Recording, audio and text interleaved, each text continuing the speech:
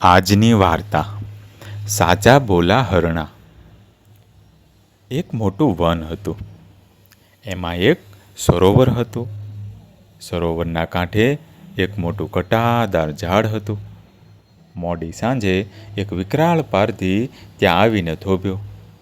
વહેલી સવારથી તે શિકારની શોધમાં ફરતો હતો. એને થયું કે રાત્રે સરોવરમાં પાણી પીવા જરૂર કોઈ જનાવર આવશે. બાણ ચડાવીને એ ઝાડ પર ચડી ગયો. એટલામાં એક હરણી એ સરોવરમાં પાણી પીવા આવી. પારધીની નજર તેના પર પડી. હરણીએ પણ પારધી અને તેના બાણને જોયા. તે ગભરાઈ ગઈ.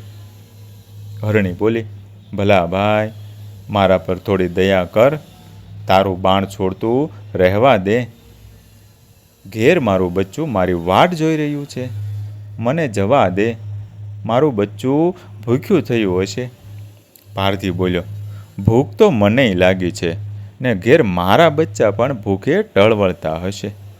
હરણી બોલી, તારે મને મારવી જ હોય તો માર, પણ મારા બચ્ચાને ખવડાવીને પાછી આવવું એટલી વાર થોભી જા. પારધી થોડો નરમ થયો. એણે કહ્યું, ભલે, તો જટ જઈ આવ. તારા બચ્ચાને ખવડાવી તરત પાછી વળજે. થોડી વાર થઈને એક હરણ ત્યાં આવી ચડ્યો. પારધીએ એનો શિકાર કરવા બાણ ચડાવ્યું. હરણ બોલ્યો, થોડી વાર થોભી જા. ઓ ભલા ભાઈ, હું મારી હરણીની શોધમાં છું. મારું બચ્ચું ભૂખ્યું થયું છે. હું એના માટે મારી હરણીને બોલાવવા આવ્યો છું. તે અહીં આવી હતી? તે એને મારી તો નથી નાખીને? પારધી બોલ્યો, અરે, થોડી વાર પહેલાં જ એ અહીં આવી હતી. મેં એને જીવતી જવા દીધી. બચ્ચા પાસે એને જવું તું એવું એણે કહ્યું હતું. પણ હવે તને તો નહીં જ જવા દો. હું અને મારા બાળકો સવારના ભૂખ્યા છીએ. હરણે કરગરીને પારધીને કહ્યું, ભલો થઈને થોડી વાર તારું બાણ અટકાવી રાખ ભાઈ. મને મારા બચ્ચાને ને મારી હરણીને મળી આવવા દે. હું તરત જ તારી પાસે હાજર થઈ જઈશ. પારધી પાછો નરમ થયો. તેણે કહ્યું, ભલે, તો જટ જઈ આવ. બહુ મોડું ન કરીશ. થોડી વાર થઈ ને એક ત્રીજું હરણ ત્યાં આવી ચડ્યું. એ નાનું બચ્ચું હતું. પારધીએ એને જોયું અને એનો શિકાર કરવા બાણ ચડાવ્યું. હરણના બચ્ચાએ પારધીને જોયો. એ ગભરાયો, પણ હિંમત રાખીને બોલ્યો, થોભો ઓ ભાઈ, તે મારી માને જોઈ છે? તે મારા બાપને જોયા છે? હું મારા માતા પિતાને ક્યારનું શોધું છું. પારધી બોલ્યો, તો હમણાં જ જે હરણી ને હરણ આવ્યા હતા એ જ તારા માતા પિતા હશે. એ તને શોધતા એકમેકને પાછળ ઘેર ગયા છે. એ તને મળવા જ ગયા છે. એમને તો મેં જીવતા જવા દીધા છે, પણ તને તો હું નહીં જ જવા દઉં. મને બહુ ભૂખ લાગી છે. મારા બાળકો પણ ભૂખ્યા પેટે જાગતા પથારીમાં આળોટતા હશે. હરણના બચ્ચાની આંખમાં આંસુ આવી ગયા.